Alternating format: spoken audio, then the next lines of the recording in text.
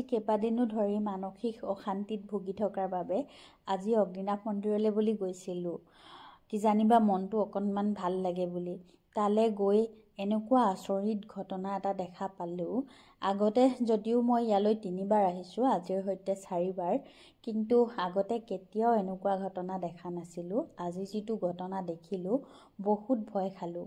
ভিডিঅ'টোৰ শেষত মই আপোনালোকক জনাই দিম যে ঘটনাটো কি আছিলে। আৰু আজি প্ৰথমৰ পৰাই মোৰ মনটো একেবাৰে ভাল লাগি থকা নাছিলে। যেতিয়া মন্দিৰৰ গেটৰ ভিতৰলৈ সোমাই গৈছিলোঁ তেতিয়াই মোৰ একেবাৰে গাটো শিয়ৰি উঠিছিলে আৰু মোৰ মনৰ অনুভৱটো বহুত বেলেগ ধৰণৰ আছিলে। আপোনালোকক বুজাব নোৱাৰিম। ভয় বুলিয়েই ক'ম নে ভক্তি বুলিয়েই ক'ম, একো মই বুজাব পৰা নাই। প্ৰথমতে গৈ ৰাজহুৱা বন্তিগছিত প্ৰথমতে তেল ঢালি ল'লোঁ। তাৰপিছতে নন্দীদেৱৰ আগতো সকলো সমস্যাৰ কথা মই খুলি ক'লোঁ।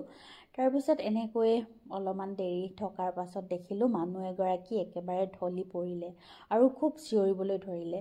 তাৰপিছতে বাগৰি গৈ একেবাৰে মন্দিৰৰ ভিতৰ ভাগ পালেগৈ আৰু শুনিবলৈ পালোঁ যে তেওঁৰ গাত হেনো নৰসিংহ লম্ভিছে। কিন্তু আমি শুনিবলৈহে পালোঁ, ভিতৰলৈ গৈ চাবলৈ সাহস নহ'ল। গাটো বহুত কঁপিবলৈ ধৰিলে, বহুত ভয় লাগিলে, সেইকাৰণে ভিতৰলৈ গৈ নাচালোঁ।